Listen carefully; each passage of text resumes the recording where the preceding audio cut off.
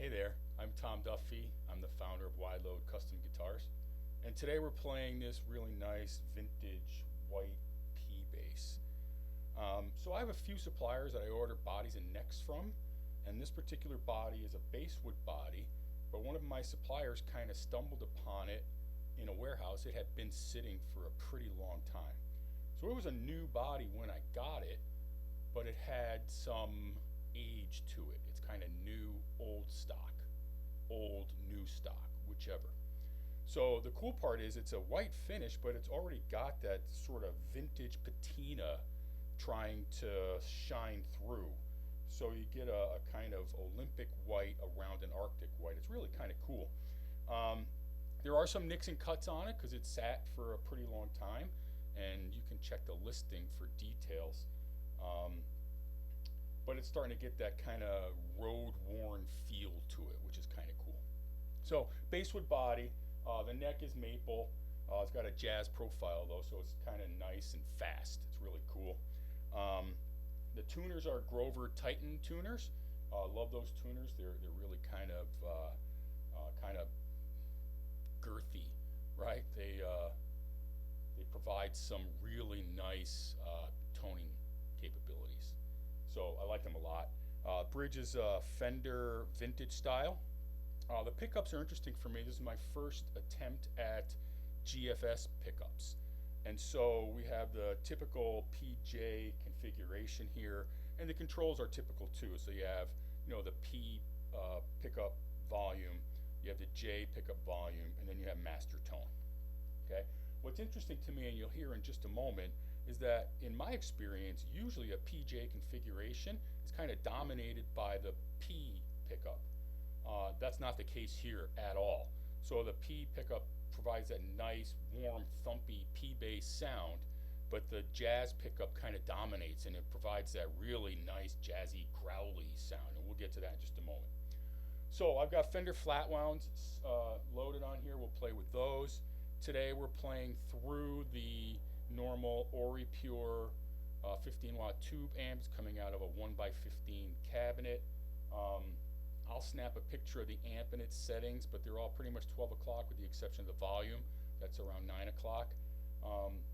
And I'll put that picture at the end of the video. I'm also going to throw some pedals on towards the end of the video so you can hear the bass with some effects going on, some dirt primarily, and I'll snap a picture of the pedal board as well and throw that at the end of the video. Okay, so I've got it tuned up, and here's what it sounds with the neck pickup turned all the way up, the bridge pickup turned all the way up, and the tone all the way up. Okay.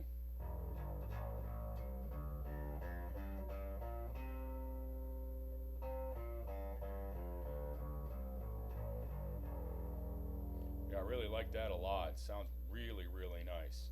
So, as I was saying, what I'm going to do now is I'm going to turn the J bass pickup off. So I'm just playing through the P bass pickup, tone still all the way up.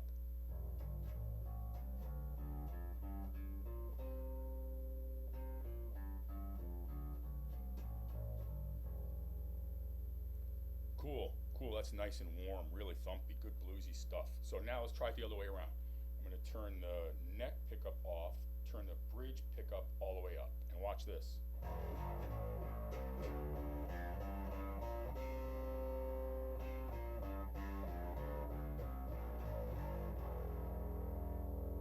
Yeah, yeah, really, really nice and growly. A lot different than your typical sort of Fender configuration where the P bass kind of dominates. Let me turn both pickups all the way up again, and I'll turn the tone all the way down so you can hear that as well.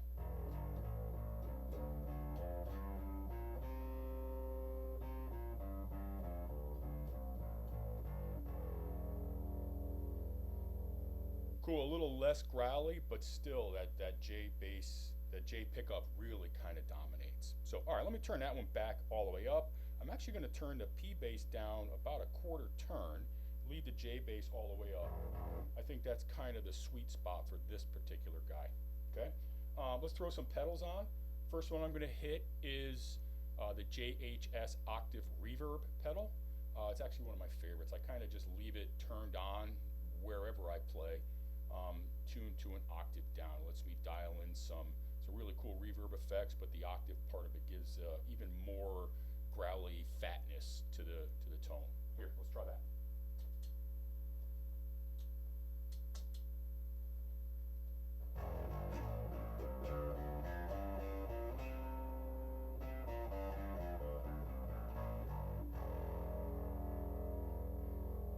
Yeah, that's starting to get kind of big. I really like that a lot. My favorite dirt pedal is an Ibanez bass tube screamer, so we'll throw that one on next. And then you can hear the tube screamer with the octave reverb pedal at the same time.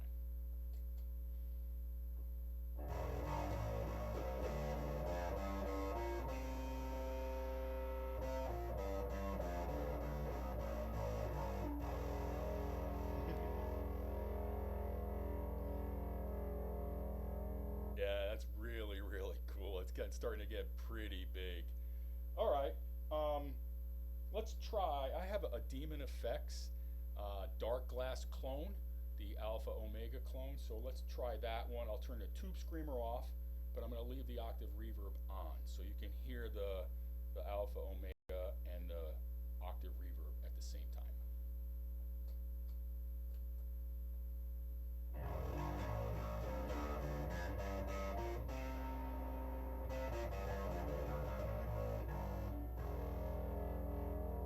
Yeah, a little different, a little meaner. I like that a lot. What happens when I turn the tube screamer, the dark glass clone, and the octave reverb on at the same time? This is going to be a little, wow, this is going to be tough.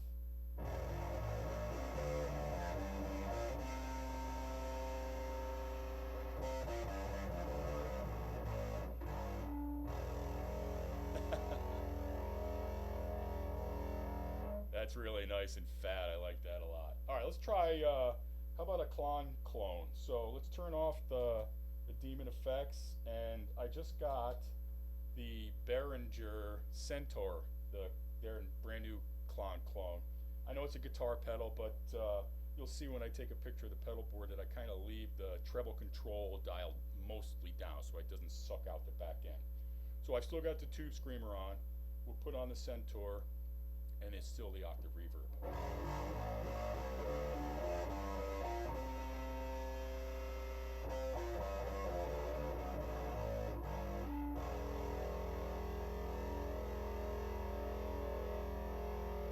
That's really nice, kind of different from the dark glass clone.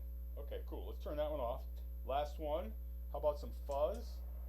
Got a Lizard King here, so it's going to be Lizard King feeding the tube screamer, and then octave reverb still on at the end.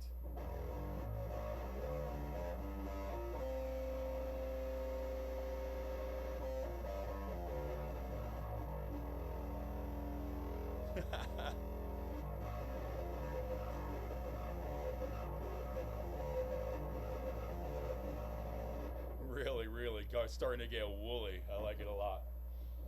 Okay, cool. So do yourself a favor, if you're interested in this one, check the listings closely so you can see, any kind of imperfections on the body on this one, but you can hear the sound. It just sounds fantastic. Okay? And if you're interested, please just drop me a message.